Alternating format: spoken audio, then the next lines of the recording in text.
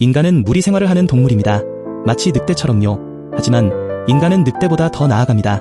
먼 과거, 작은 무리를 이뤄 포식자와 맞서 싸우고 부족으로 진화하여 자원과 지식을 공유하고 무리 사회로서 문화와 관습을 공유하며 공동체를 이뤄 경제, 정치, 사회적 관계를 조직화하며 국가를 형성하여 법과 제도를 활용합니다. 심지어 오늘날 인간은 다양한 분야에서 기술을 발전시켜 진화를 가속화시키기는 지경에 이릅니다. 하지만 신은 한 어록을 읽습니다. No pain, no gain. 향상된 집단 지성은 이내 무한 경쟁을 초래합니다. 그리고 인간의 생존 본능을 자극합니다. 21세기 인간에게 생존이란 어떤 의미일까요?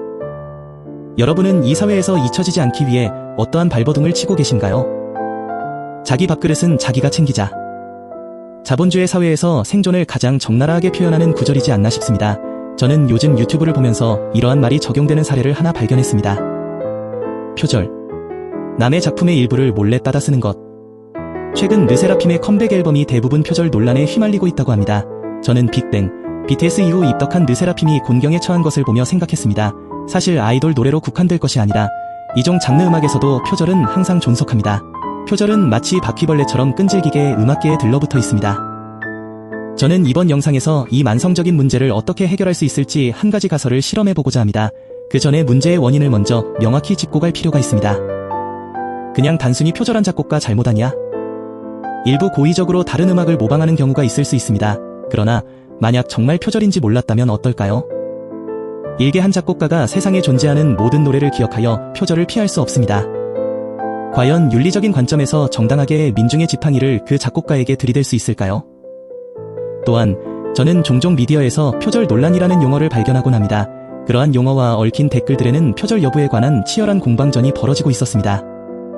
여기까지 제가 발견한 원인은 크게 두 가지입니다. 1. 불특정 다수 표절 대조군. 2. 애매한 표절 기준. 이러한 문제점들을 동기부여로 저는 인공지능을 기반으로 한 새로운 표절률 체계를 도입하고자 합니다. 첫 번째 문제의 경우 방대한 양의 음악 데이터셋을 AI 모델에게 학습시켜서 해결하는 방향이 존재합니다. 하지만 음악 데이터셋 수집 과정의 난해함으로 해당 부분에 대한 설명은 각설하고 그저 가설로 남겨두고자 합니다. 두 번째 문제의 경우 특정 노래에 대한 표절률을 계산하는 알고리즘을 고안하고자 합니다. 일반적으로 한 노래는 4분가량 지속됩니다. 만약 우리가 1초 단위로 음역대를 추출하여 이를 시퀀스로 생성한다고 생각해봅시다. 도레미파솔라시도라는 8가지 음으로만 나누어도 나올 수 있는 시퀀스의 경우의 수가 총 8의 240승계로 나옵니다. 이는 경 단위로 읽을 수조차 없는 매우 큰 단위입니다. 세상에 존재하는 모든 노래를 합해도 이 숫자보다는 훨씬 작을 것임에 분명합니다. 그렇다면 표절은 확률적으로 다소 드물게 등장해야 할 터인데 왜 이토록 논란이 되는 것일까요? 저는 편향에 그 이유가 있을 수 있다고 생각합니다. 우리가 매일 듣는 노래들이 작곡가의 잠재의식 속에서 간섭하는 것이죠. 그래서 충분히 다양한 멜로디 라인의 노래가 탄생할 수 있음에도 비슷한 노래가 나오는 것입니다. 두 번째 논란 이유는 노래의 음악성입니다. 우리가 한 노래를 들었을 때 호불호가 갈리는 것처럼 8의 240승계의 멜로디 라인 중에서 인간의 귀를 즐겁게 해주는 것은 그리 많지 않을 수 있습니다. 그래서 명확한 지표로서의 표절률이 더욱 절실히 필요합니다. 하여 저는 이러한 피상적인 아이디어를 아주 간단히 파이산으로 구현해보았습니다.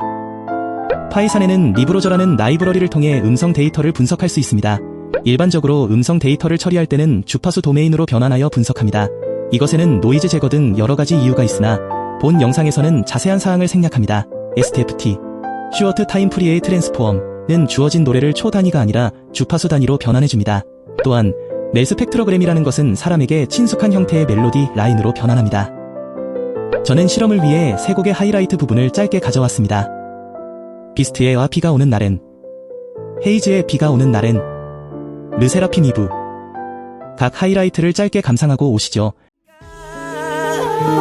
비가 오는 날엔 나를 찾아와 밤을 새워 괴롭히다. 우리니까 비가 오는 날엔 나를 찾아와 밤을 새워 괴롭히다. 붐붐붐 내 심장이 뛰네. Get it like boom boom boom, get it like boom boom boom. 결과적으로 같은 멜로디 라인을 갖는 비스트 헤이즈는 다른 조합에 비해 높은 표절 수치를 보였습니다. 더 나아가 목소리, 억양 등을 분석할 수 있는 MFCC를 활용하거나 더 고도화된 알고리즘을 설계하여 신빙성 있는 표절률을 도출할 수 있습니다. 본 영상에는 아주 간소한 실험 및 검증으로 아이디어 가능성을 얕게 내다보았습니다.